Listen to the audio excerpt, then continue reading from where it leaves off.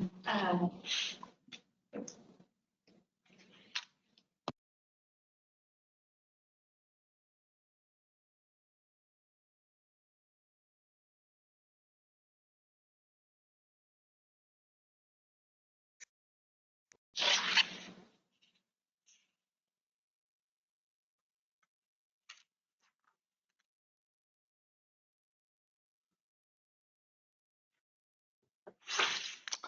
Welcome everyone, Zach Zahner here, President of Mannington Residential, dialing in from our headquarters in Salem, New Jersey. Happy Friday, and thanks to all of you for joining us. I'd like to start by saying we hope you, your teams, and families are all staying healthy and staying safe during this pandemic. With me today is my co-host, Vice President of Corporate Accounts, Jay Copelson. Say hi, Jay. Hi, everyone. For those of you who know Jay, you know he's been pacing around his house for a couple of months, chomping at the bit to come out and see you all and say hello. So we thought we'd let Jay participate in moderating with us today. As a reminder, this is the second in a series of webinars that we will present called Stronger Together.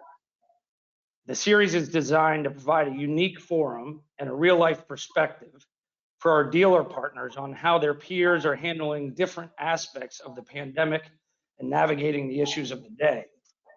Our topic for today is meeting your customers and where they are, doing business during COVID-19 and beyond. We have three special guests, great friends of Mannington, all retail partners who are here to tell us how they are dealing with customers, online, in their own stores, and in the customers' homes. With that said, because he's very hard to control and very excited, I'm going to turn it over to Jay to introduce our special guest. Hey, thank you, Zach. I appreciate it. I want to welcome everyone like Zach did, and I want to thank you for signing on today. And I love the tagline that we came up with, Stronger Together, because truly, we all believe at Mannington, we are stronger together. We need each other, and I know for sure Mannington needs all of you, our retailers. So thank you for being here, and it's a pleasure to do this. So first, I just want to start off by introducing our three special guests, our three retailers. First of all, Deb DeGraff. Deb DeGraff is the co-owner of DeGraff Interiors, hi Deb, in Grand Rapids, Michigan. Deb's company began in flooring back in 1993, and it was founded by her father, Daryl. And now today, Deb and her brother Dean are both the owners, and they run the stores. And back in 1993, they started with one employee, Deb's dad, and today they're 35 strong. So that's amazing. Deb is currently the chairperson of the WFCA, the World Floor Covering Association, which is an incredible organization. And she also serves on the board of the NFA. Our next guest, I'd like to welcome everyone, and I'm sure a lot of people recognize him, is Don Roberts. Don's president and CEO of Central Alabama Flooring. Hi, Don. Don owns 5 successful retail flooring stores in Central Alabama. His career spans over 45 years now, with experience truly in almost every facet of the business in flooring, from a warehouse person, worker, to president and store owner. And he also continues to work tirelessly as an advocate for the independent retailer. It's unbelievable.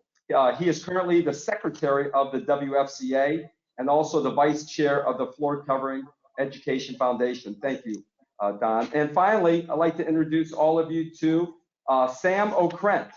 Sam, hi Sam. Sam is a CEO and president of Okrent's Floor in San Antonio, Texas. Sam is a 4th generation owner of a company that, believe it or not, is 105 years old. So unbelievable, and he is the 4th generation owner. Throughout Sam's career, he has been actively involved in organizations that are geared towards the success of the independent retailers, all of you who are on this call today. And Sam is currently the executive on the executive committee of the World Floor Covering Association, and he serves on the board of a great organization, the Floor Covering Industry Foundation, where they help out people who are in need. So I'd like to just introduce everybody again and say thank you for being here. and it's really a pleasure. So what we're going to do, just want to let all the retailers that we have on, we have some set questions that we're going to ask Deb and Sam and Don, and three really major themes that we're going to talk about.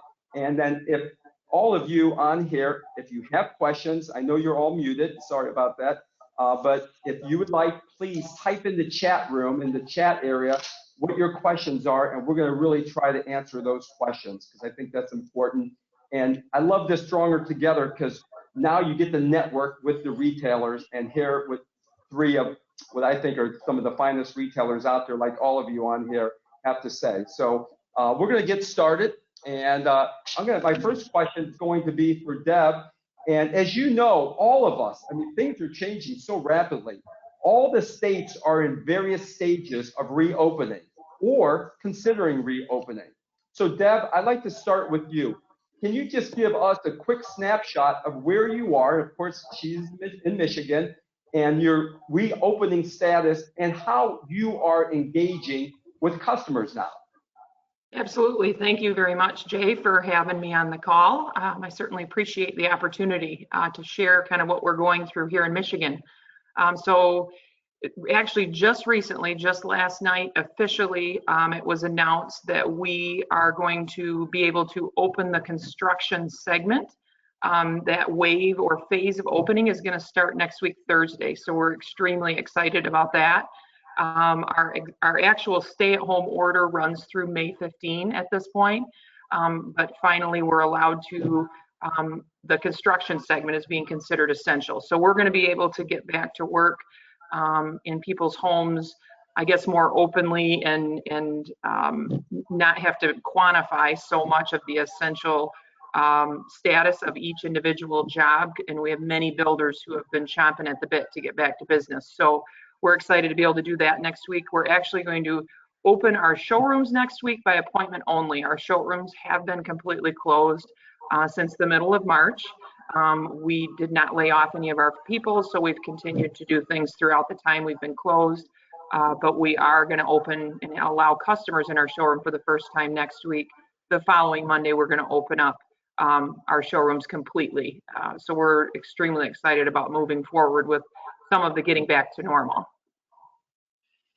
Great, thank you, Deb. And I'll switch to Don. Don, could you just talk about that, where you are with Alabama and what's happening? And if you could share that, that would be great. Sure. You know, we've been pretty lucky. The whole time that this has been going on, we've been a essential business because of our tie to the construction industry. A lot of states, you know, still have that going on. We're about 50% retail. So we, you know, with the multifamily, the Main Street commercial and the other business that we're doing, we've been able to stay open.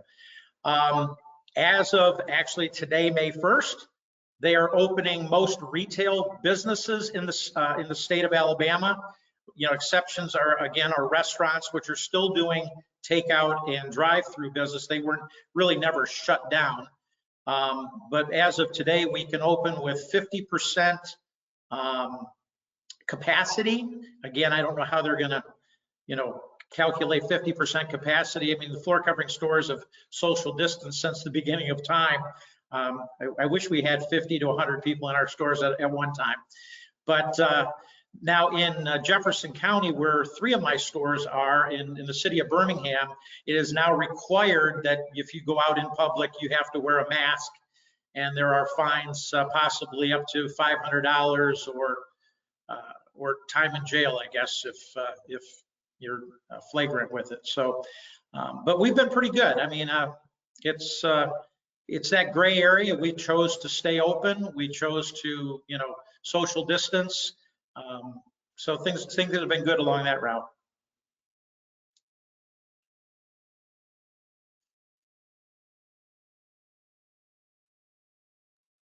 Can't hear you, Jay. Wow. Okay, hopefully everybody can hear me, right? Sam, I'm going to ask you to talk about the great state of Texas and where you are in the reopening, and also talk about how are you engaging in customers, you know, and taking advantage of, you know, even the DIY business. So if you could talk about that, Sam, that'd be great. Thank you. And actually, Jay, that's the first time you've ever been silent in your life. So first off, thank you, Mannington. Thank you for doing this. And one of the best things that's come from all of this is the networking that we all do. None of us have all the answers. But it's great to be able to get together with friends and talk, and together we each have little tidbits that help each other. Yes, the great state of Texas. We are so excited. We have, as of 10 minutes ago, our showroom is now open. We've been closed since towards the middle of March, and excited to have it open again and know there was not a line around the building for people to rush in, but we're excited to be open. Our fear really though is from a standpoint of how do we make sure that people don't get lax in the protocols. We have, just because we've opened our door doesn't mean the coronavirus has gone away. So we have to do everything we can to protect our employees and every customer that walks in here. We need to make sure that they feel safe walking in and shopping with us. So we have everything from going to the grocery on a daily basis and buying as many disinfectants as we can. We're very fortunate that we stumbled across a nonprofit here in San Antonio called Lighthouse for the Blind, which happened to have all types of cleaning products. So we have the large Purell stands at our front door. We're checking temperatures as they come through. We have masks for our customers if they don't come in with their own. We are asking our customers to put on gloves. We have gloves, and the reason for the gloves is we're going to be in here and we're touching lots of samples. But every sample they touch, when one of our sales associates takes them to a table, they're going to see that we are going to be cleaning those samples after they're done with them. If they're checking out samples, we'll be cleaning those when samples come in. So visually throughout the entire showroom are all types of disinfectants. We want, normally you put those stuff in a drawer, now we want it up on top. We want everybody to see it. Thank you, Sam. Don and Deb, just a little follow-up to this. And Deb, you can go first. What protocols have you had? And Don, I'll ask you the same question. I think that'll be important for a lot of the retailers. What protocols do you have and will you have? In terms of our showroom, what we're doing is a lot of what Sam just said as well. So one of the things in addition to that we're adding, and I'm sure Sam is going to do this as well, is any samples coming back into our showroom, we have an area that we're going to designate as sample return. So it's kind of, in a sense, a mini quarantine area for our samples. And we have some cleaner ordered that is, I did make sure is available and can be used for both carpet and hard surface samples, because it's a lot more difficult to clean or disinfect a carpet sample, obviously, than it is to spray down a Mannington sample when it returns and putting it away. Because of course, Jay, those are the only samples we check out for hard surface is the Mannington. So, but anyway, so we have an area of quarantine samples. Once those are disinfected, those can be put away. We did purchase, we were able to get our hands on several hundred masks, and they're not the N95, but they're the, those little cloth rectangle ones for our customers should they come in without a mask. But we have a very similar ordinance or rules like Don, in that everybody's supposed to wear a mask anywhere in public. So the thought process with that would be, as all customers will have their own, but in case they don't. And then, and in addition to that, we do have the gloves, same reason as Sam, and then we will be disinfecting our showrooms daily. Just all touch points and surfaces we'll be hitting daily. And then as of now, we're planning on every other week having a professional cleaning service come in and do a complete disinfectant of the showroom with more or less a fogging type technique. So, and some of that is, I understand is, the fogging is only as good as the day it's done, and after that, not so much. If somebody comes in and is carrying COVID, but a lot of it is just, we need to think about our customers and where their mindset is, and we need to cater to that. So we need to show our customers that we're doing everything we can to keep not only them healthy, but our staff healthy. And so a lot of this stuff that we're doing, I think, and I don't want to say it isn't necessary, but is it 100% necessary? I'm not sure, but it's important that we're doing it regardless, so our customers feel comfortable. Yeah. Don, can you talk about your protocol? Well, we're doing, I mean, you pretty much nailed it with these other two here. We're actually looking into, I've been on the internet, there's these handheld electric steamers that you can put, and they almost act as a fogger, but you can put, there's some disinfectant compounds that you can put in these things, and we're looking to see if using that as a steamer, as opposing to having to wipe down things every time, if it doesn't make more sense to do that. So those are things that we're looking into. One of the things that people got to look at is the main thing that when you walk in your store is you got metal handles on the outside of your door. Well, frankly, if you're not doing anything about the metal handles on the outside of your door every time, you got a new person touching it and they're grabbing it with their hands, and it starts there.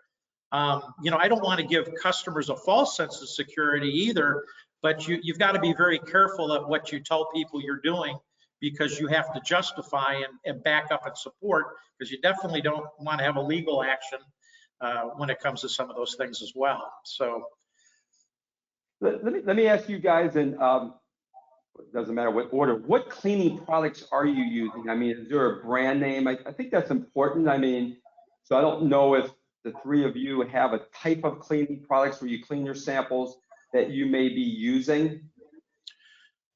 Well, I guess one thing I can answer too, and I forgive me, I don't know the brand, but we also are a large purchaser and customer to Emser, and they did come out with a cleaning PPE protocol products you could purchase. So I actually looked at them because they're already a partner of ours, and I have a palette of the cleaning disinfectant product that they had researched and come up with for cleaning surfaces and samples and such. And so that's the brand that we're using. So I guess for those that are listening to the call, if they're a customer of Emser, I would look to them for some guidance there, because they've done some of the research already. And I had tried in multiple different spots to get gloves for our customers, our estimators in the field, and I couldn't find them anywhere. And actually I had ordered a number of them and I couldn't get them. I mean, my order got canceled. So I thought I'd accomplished it and they were coming, and then the orders were canceled. So Emser also has the gloves. So it's nice to have partners out there that are doing these things to kind of help our retailers get back in shape. So but yeah, that is, I don't know the brand, but that's one place everybody can start. Jay, one of the things is that, obviously all this stuff, everybody's out. I mean, you can go into Sam's Club if you're a member, you can go in at whatever it is, 7 o'clock in the morning, try to get in there.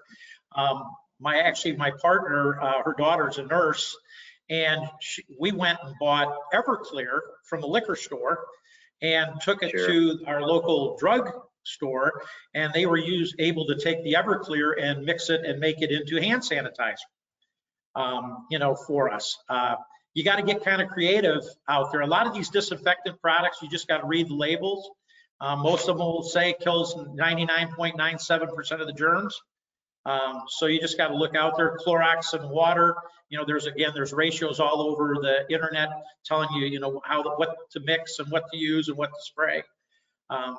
There's a lot of information out there for it, Jay.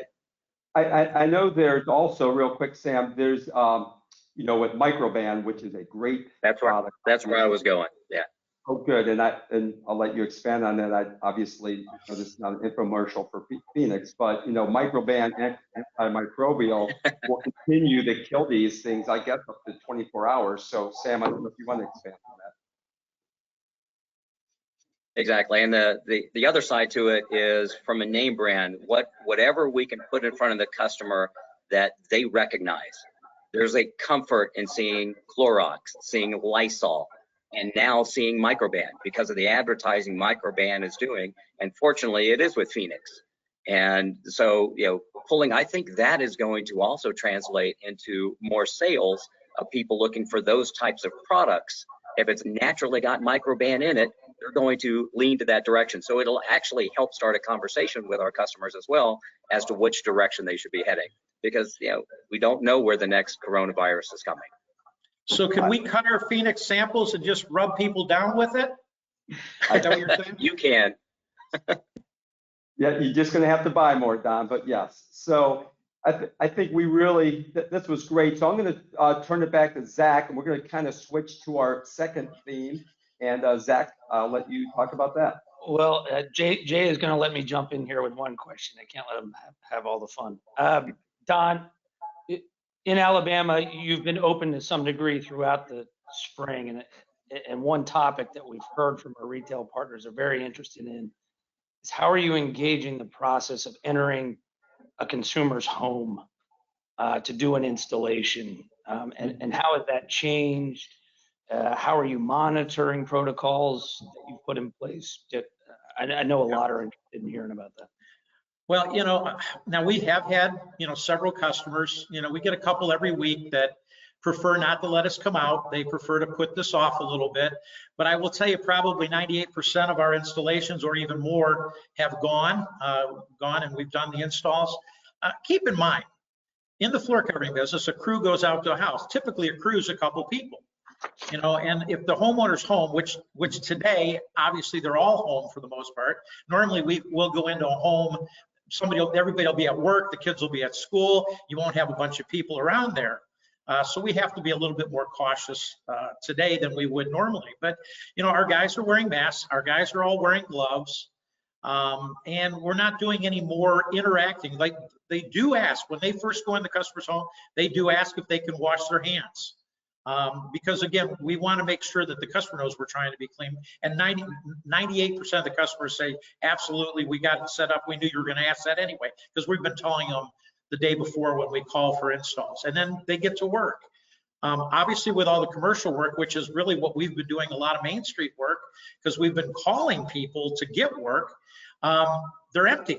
There's nobody there. Somebody lets us into the business and we go about our business. So it's, social distancing in our industry has really always been pretty easy to do. That's really helpful. Deb, any protocols you're putting in place as far as entering a consumer's home as you start to re-engage doing installations? Yep, a lot of the same things that Don said. A few things to add. But we reach out to our customers just like Don beforehand, before we come as a reminder call. And then one of the things during that process now that we've added is to ask them, have they been symptom free basically, and are they healthy? And is everybody in the home symptom free and healthy? And we ask those questions because we feel that for the safety of our installers too. I mean, we have to be very mindful of what they're going through as well. So that's one thing that we do. In addition, and I think earlier when we kind of were getting on the call, Sam had one in his hand, but we bought several thermal guns, I guess, for thermometers. And basically you can hold it up to your temple and squeeze it and get your temperature without even touching yourself at all. So we have those at the store, and we're checking the temps of our installers before it's exactly like that. And it's not, we're just trying to be cautious again for the customers as well as the installers on both sides. So those are probably two additional things that Don hadn't mentioned that we're doing in addition to that as well. So. Zach, I think the only thing that we're doing a little bit differently, and not that we're doing it differently, is when we're scheduling the installation, we're making sure that the customer understands that just because we start the job, we may not be able to finish it. If somebody in their house gets sick during this multi-day job, we're not going to put one of our installers back in the house. If our installer starts the job and they get sick, it may be a while before I have somebody else that can finish the job. So they have to go into it understanding that it may not finish right now, which is a weird thing to talk to a customer about. Sure. But they are all, the good thing is everybody is so much more understanding today. And as long as we're covering those expectations at the beginning stages, we can get through it all right. Sounds like you all put a lot of thought into that. Makes sense. Jay, you're going to hit on marketing, correct? Yes. So thanks, Zach. So our third theme we just wanted to talk to Deb, Don, and Sam about is, look, I know we're all excited and ready to move on and get this thing behind us. And I want to ask the three of you, really, what are your marketing plans for the rest of the year? So whether it's June 1st, July, and beyond, I would like to ask all of you, and I'll start with Sam. Sam, if you could share what are Krent's marketing plans, and how have those changed from where they were when you got into this, the beginning of this year? Well, thank you, Jay. They've changed dramatically since the beginning of the year. They've changed since we've been quarantined. At the very beginning, we pulled back all of our advertising. And after we were able to breathe a little bit and think about it, we realized that there were probably some very strong golden opportunities out there. And that's what's actually proved to be true. All of the media is very excited right now to work a deal with you. They need advertisers. So the rates that we're paying now are pennies on the dollar as to what we used to pay. The other thing we did is we shot some new commercials, which is really driving traffic to our website, in particular, our room visualizer. Mannington has a wonderful room visualizer as well. Everybody's got their own. We drive people to the room visualizer, and we're talking about they can still shop at home. They can still see their dreams come true by dropping in new floors. And the amount of traffic that is generating through our website, through texting us and getting those appointments. We have actually had a couple of 100% virtual sales. They dropped in their room, they saw the product without touching it, without feeling it, wrote the order, and we're going to go out and install it. That's awesome. Sam, Deb, can you share, of course, Michigan, I know you're still closed up right now, but can you share where your marketing plans, what you're doing that you think you're going to be doing for the rest of the year? I think the direction that we went is we needed to really determine how we can cater to our customer to make them feel safe. What can we do? What can we offer? So we're advertising and pushing more, moving forward for in-home sale than we've done in the past. So I think it's just we need to continue to push in that direction. Again, just catering to the customer, and just like Sam, we had some virtual calls or virtual sales as well by using a room visualizer and dropping off curbside sample pickup. I mean, right to their porches. So I think again, pushing that, we've taken advantage as well of the sale prices from our suppliers with radio, TV. And we're utilizing social media to the fullest extent because obviously the cost of that is very minimal. And many people are spending a lot more time on social media today than they have been. So.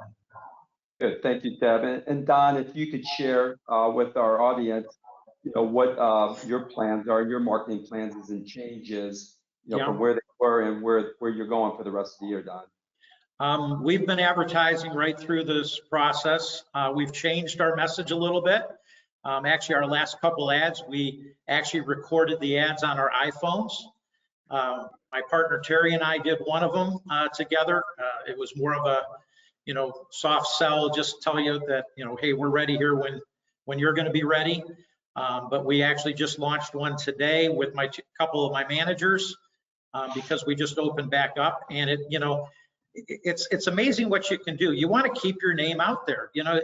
We compete not necessarily in the marketplace against each other as flooring dealers. We compete with automobile dealers. We compete with furniture manufacturers, and all these other people are still advertising. I think one of the big mistakes our industry makes is we don't advertise. And I think there's a lot of dealers out there that can get the message out. And if we could advertise as a group, we would throw so many more people into the flooring market than we do today. But I think you got to keep your message and your voice. If you're an advertiser, you needed to advertise through this process.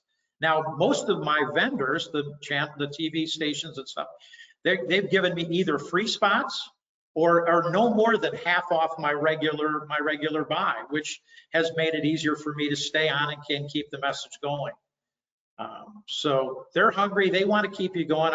I got some friends up in Wisconsin that, the actual station came to them and said, listen, you've been a great customer of ours for years. We're going to give you April for free. I mean, it's like awesome, So I think you got to keep your message going. I think you got to be cognizant of what's going on out there.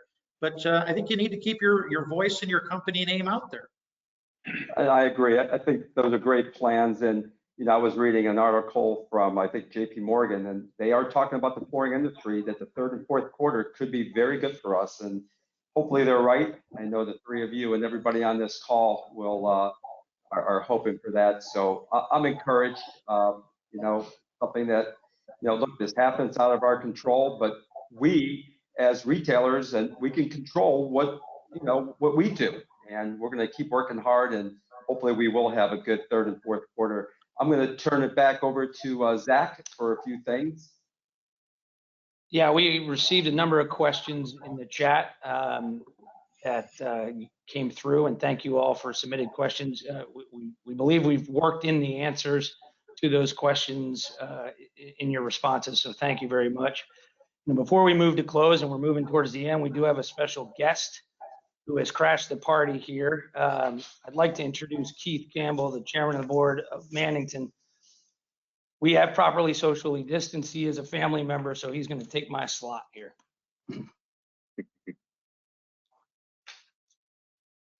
Well, hey there, everybody. How we doing? Jay and Zach have, look at Sam, he has a tie on, and Don has a jacket on, and I dressed up like it was Friday, casual Friday. At least I don't have my pajamas on, right? Like a lot of folks. But I just want to thank you for taking part in the webcast, and for Deb, Sam, and Don for being a part of it and leading it. I truly appreciate it. Deb, you've been on all kinds of media. You've become a star in Grand Rapids and nationwide. So at any rate, I think our governor has made us famous here. So oh, yeah, absolutely. Actually, our governor in New Jersey has done a remarkable job. I didn't know he had it in him, but he's done a remarkable job. This is going to be a very different recovery, and you can't predict what's going to happen. I mean, I think that it's going to be regional starting out, and probably, Sam, in the South shall rise again, and the restrictions are busting loose in Texas and other southern states.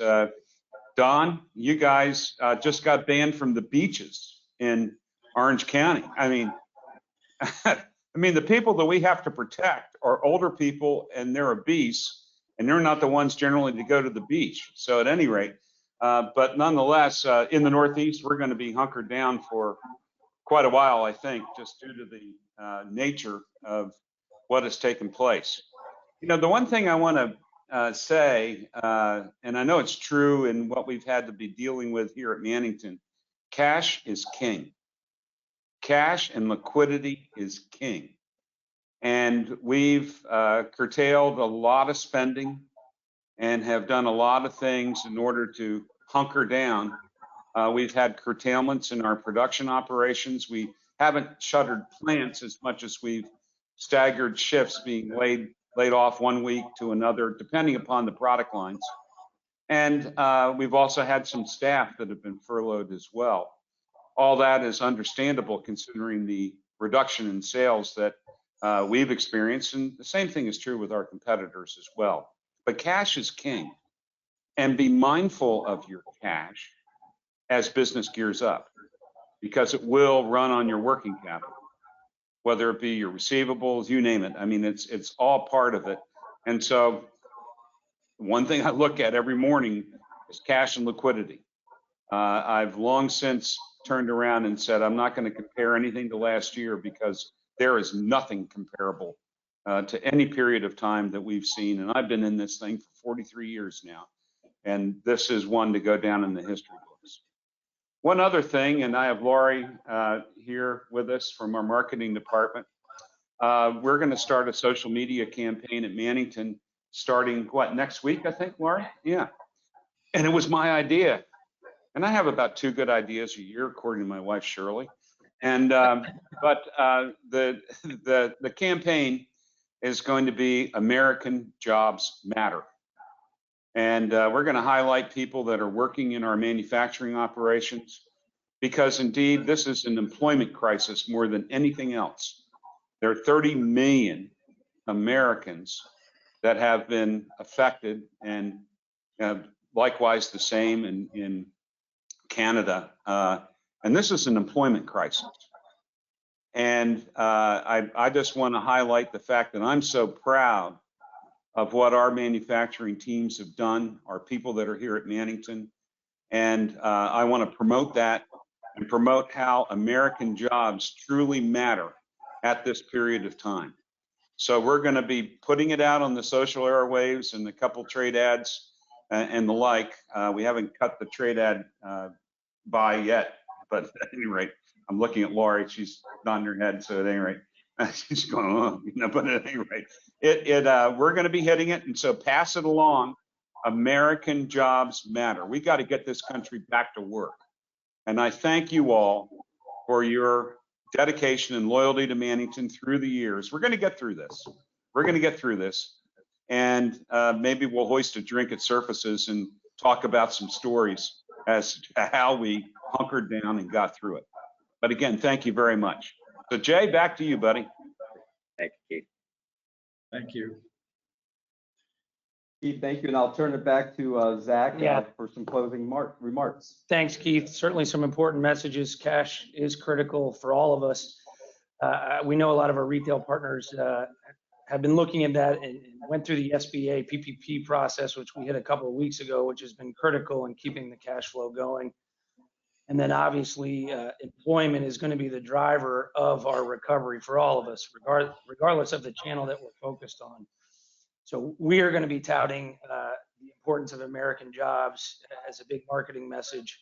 And we know that keeping your folks employed at retailers is critical and key in your minds. I want to thank Keith. I'd like to especially thank our guests, Don Roberts, Sam O'Krent, Deb DeGraff. We know, and we've gotten the feedback, getting messages out to our retail partners from their peers goes a long way. We are in this thing together. This is truly unique. It takes us working together and sharing best practices throughout the industry to get through this. So sincerely, thank you all for taking the time to do this. Thank you all that attended. We had over 350 folks dial in today. So great turnout. So thank you for doing that. We are going to send out a survey following today's webinar to get feedback. You guys are going to get graded, careful. Feedback on the topic, get feedback on the format, but also get ideas on the next topic. We want to stay relevant, what is top of mind for the retailers out there.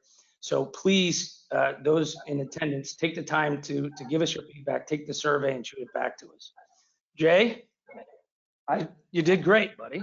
Do I get to say the last word? Sure, of course. So, Thank you all. Have a great weekend. Yeah, again, thank you, Sam, Don, and Deb. And one thing these three do have in common, and I'm just ad-libbing here, they are all part of the WFCA, the World Floor Covering Association, and it's a great organization. I know Mannington is a member.